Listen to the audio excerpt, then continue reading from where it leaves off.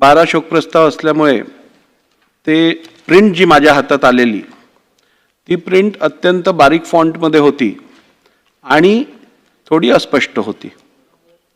त्याप्रमाणे त्याच्यात काही तांत्रिक चुका होत्या ज्या सुरुवातीला नोट करण्यात आल्या नव्हत्या। वाचन करत असताना तसंच्या तसं ते वाचन झालं। ही एक चूक त्या दिवशी वाचन करत असताना माझ्याकडनं घडली।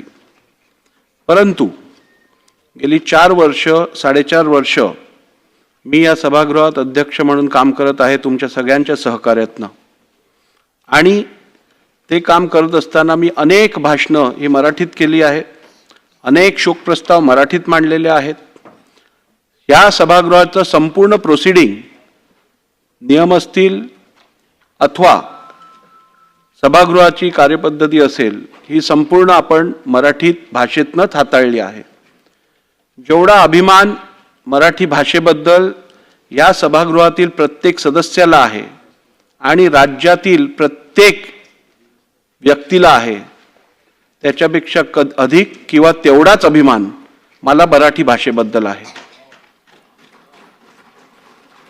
स्वर्गीय आशाताई भोसले ह्या आणि ह्यांच्याबद्दल अवमानास्पद बोलण्याचा विचारही या राज्यातली कोणतीही व्यक्ती करू शकत नाही, आणि निश्चितपणे विधानसभेचे अध्यक्ष तर मुळीच असं वक्तव्य करू शकत नाहीत।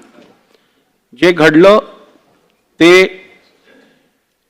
एका चुकीमुळे घडलेलं आहे, त्याचा कोणी वेगळा अर्थ काढू नये अशी मी विनंती करतो।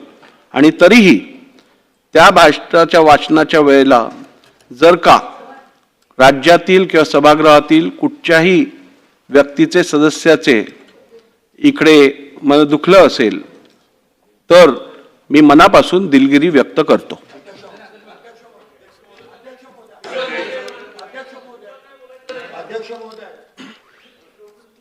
आपल्या भावना आम्हाला समजल्या व अध्यक्ष